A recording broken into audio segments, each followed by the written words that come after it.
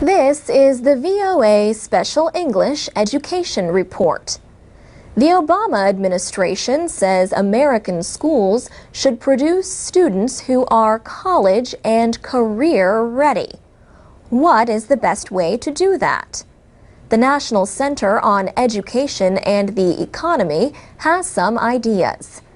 The center will be working with 8 states on a project to test board examination systems. Students who volunteer will take board examination classes similar to those found in other parts of the world. Once they pass the exams, they can leave high school as early as the end of the second year. Mark Tucker is president of this nonprofit organization. He says the aim is to make sure students finish high school with enough skills to succeed in at least a 2-year college. He says, in the United States, one is expected to go to high school for 4 years, and you get a diploma just for showing up or attending. It doesn't particularly attest to any level of accomplishment. What we're trying to do here is to change the system in the United States from one that is based on the time that is spent in the seat to one that is based on your actual accomplishments. The state projects will start as early as September of 2011. They will involve 10 to 20 high schools in each of 8 states. The states include Connecticut, Kentucky, Maine, and New Hampshire. The others are New Mexico, Pennsylvania, Rhode Island, and Vermont. Some educators and parents do not like the idea of sending students as young as 16 off to college. They say the students may not be socially ready for college. But Mark Tucker says students who pass the exams could stay in high school and take a demanding set of exams at the upper division level. That program is designed to prepare students for entrance into a competitive college or university.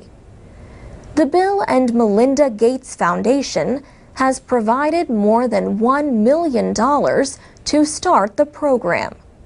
Mark Tucker says he expects interest in the idea to grow. He says, "Our hope is that this will become the way school is in the United States. It will become the dominant way of going to high school." And that's the VOA Special English Education Report. Does your country use a board examination system? Tell us about it. You can post your comments at our newly redesigned website, voaspecialenglish.com. This is the VOA Special English Education Report. Parents are a child's first teachers, but some parents never learned from good examples. In New York City, a nonprofit agency called Covenant House tries to help homeless young mothers become good parents. The 12 or so teenagers who live at the shelter attend parenting classes 4 days a week.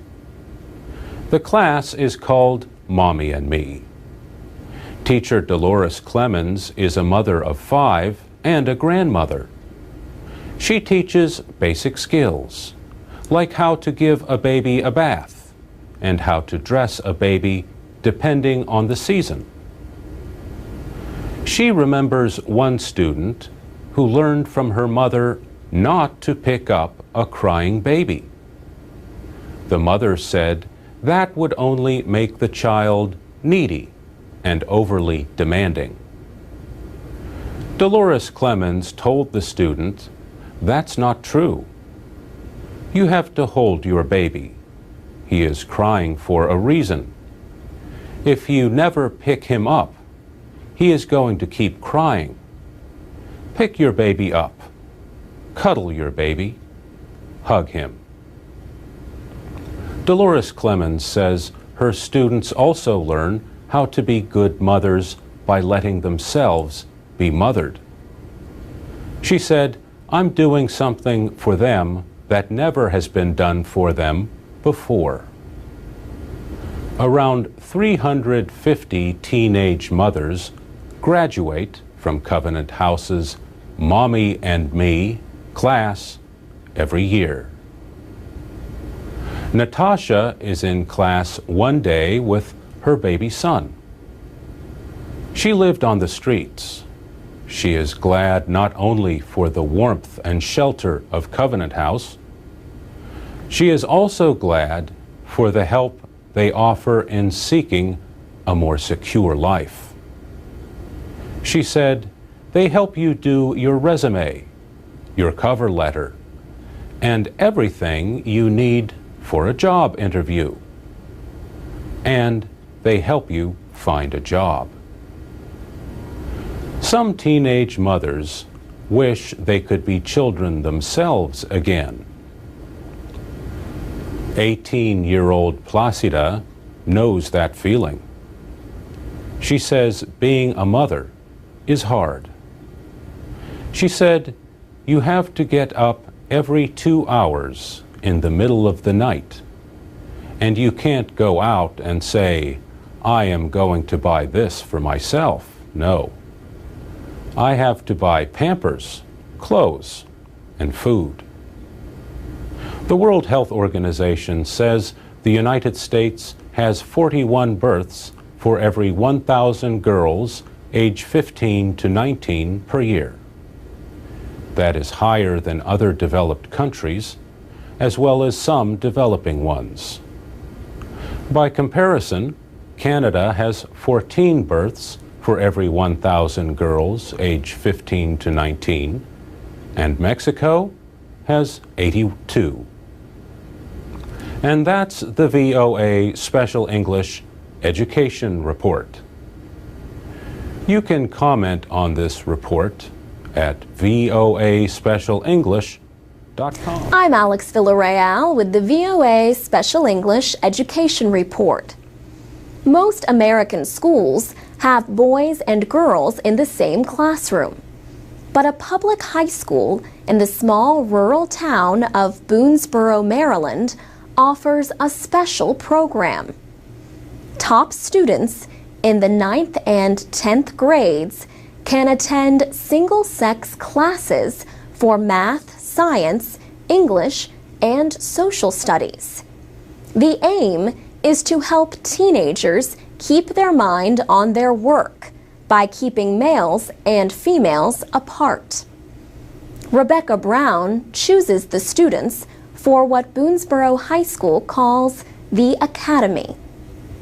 She says, "What we really want to do is take that top group of kids and take them to the very highest level they can achieve here so that they're prepared for college." Placement in the Academy is voluntary. Students are invited after middle school. They need good grades, high test scores, and strong teacher recommendations. They also need to be involved in activities. Almost 350 students have taken part in the Academy. It began as an experiment in 2004. Michael Baer has been at Boonesboro High for 20 years and directs the Academy. His 9th grade English class for boys centers on books that he believes boys find interesting. One of those books, for example, is The Call of the Wild by Jack London. This classic story tells of a dog stolen from his home and sold to work as a sled dog during Canada's Klondike Gold Rush. On this day, the students are working in small groups. Two students explain why they are drawing pictures that relate to the story. Drawing helps them visualize the setting of the story and gets them to think more about the important events of the story. Morgan Van Fleet is a senior at Boonesboro High. She likes being in the academy. She says boys and girls act differently when they are together in a classroom. She says it is easier to focus on the lesson and the homework in a single-sex class. There is one activity that girls and boys in the academy do together.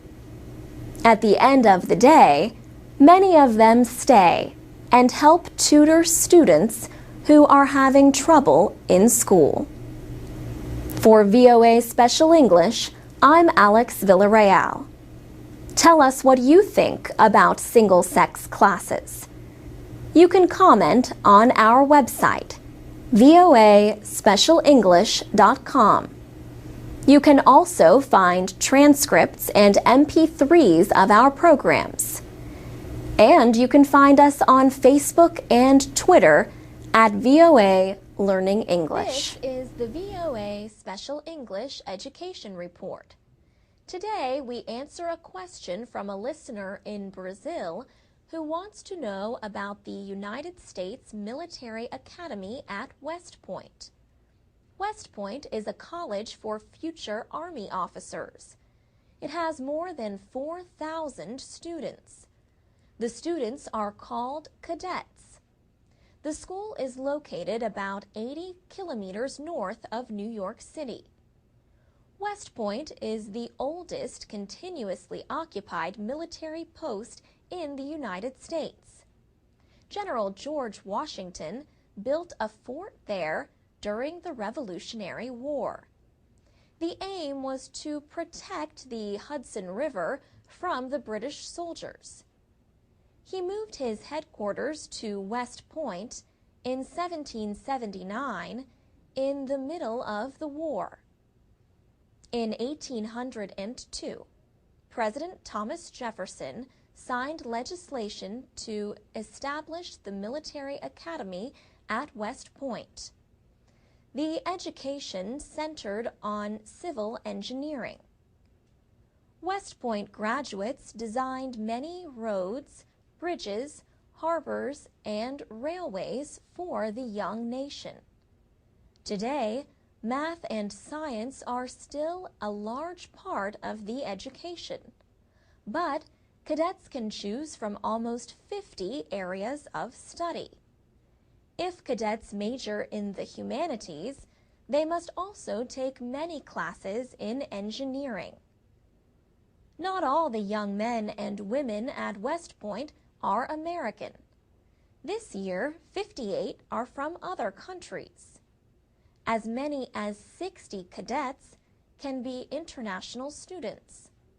International students are nominated by their governments.